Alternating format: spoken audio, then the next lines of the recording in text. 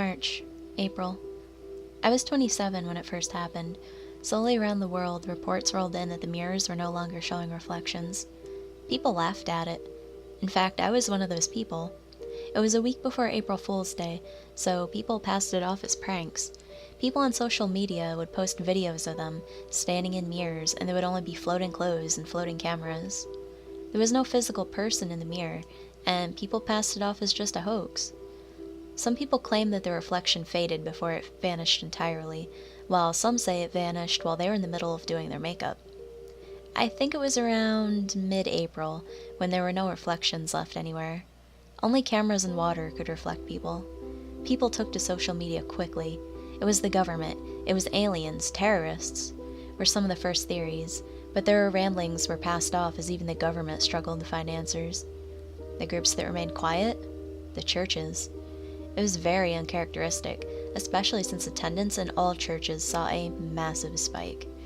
There were whispers in the pews that it was the beginning of the rapture, or the second coming of Jesus, but again, people just passed it off. May, June. It was in May when the stars started to flicker out of existence with no correlation. Stars from every direction would just disappear like they were being snuffed out. It was barely noticeable for quite a while, but then the bright and close-up stars began to vanish. People in the suburbs with less light pollution could no longer look up and see the same constellations that had remained for billions of years, relatively that is.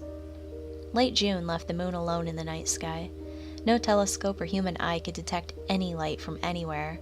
Only the faint glow of planets like Mars and Jupiter and Venus remained in view. It was truly horrifying. There was just emptiness. As far as every human could tell, we were now the only remaining thing in the observable universe. July, August. People waited in fear for the next event to take place, and it felt a lot like waiting for the free-fall ride at the amusement park to just suddenly drop you. It wasn't noticeable until pest control companies began to report that there were no more bugs. People looked far and wide to find bugs, but there just weren't any.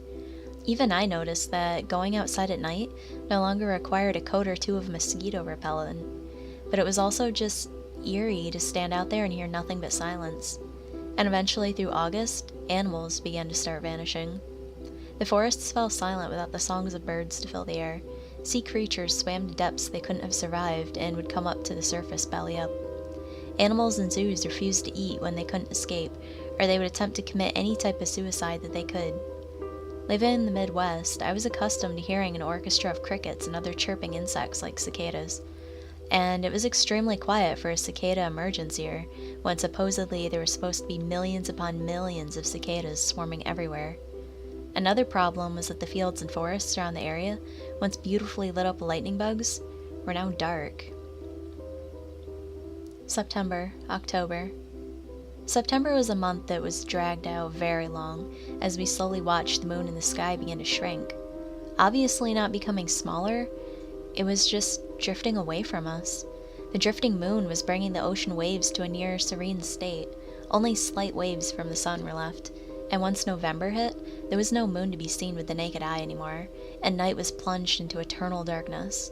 The ISS, which had for so many years stayed above the planet, had to deorbit into the ocean because the wobble of a moonless Earth was too much for the station. Beyond the moon, planets began to drift away in such a way that it reminded me of when someone breaks in a game of pool. The dots of the planets faded smaller and smaller as they drifted away to the vast emptiness of space. Telescopes watched them drift away with heavy hearts. The night sky was truly empty now. November, December. The months of November and December were the worst of all, without the moon to keep us in a stable orbit. The tilt and eventually seasons of the Earth got mixed up. It was very slow at first. The winter that was supposed to roll in never did, and the fall gave way to summer. It was almost unbearably hot for most of the planet. Only the extreme poles felt like it was any decent temperature. I can't remember the exact temperature for reasons you'll see later, but I believe it hit 140 degrees Fahrenheit in Maryland, and 180 degrees Fahrenheit along the equator. I remember how the sweat poured off me like crazy in a desperate attempt to maintain homeostasis. I also dunked myself in my bathtub full of water that quickly warmed up. Even indoors, I could smell the vinyl siding in the neighborhood slowly melting away, the smell invading my nostrils and taking over my mouth. January, February.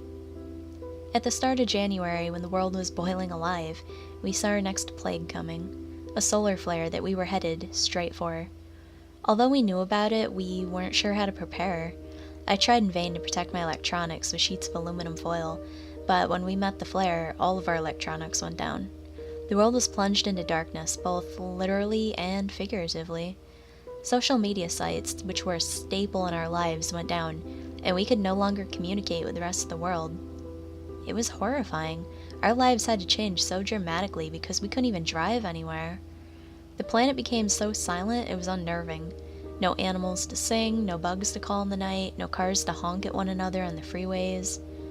The only noise that could be heard was from the wildfires from the heat, or the occasional gunshot from rioters.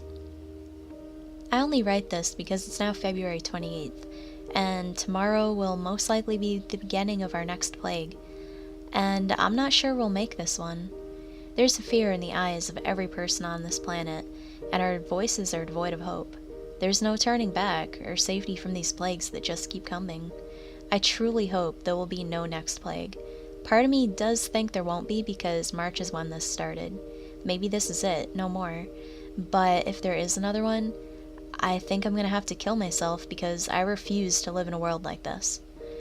I hope for the best, but I prepare for the worst. Please don't forget me. Jesse.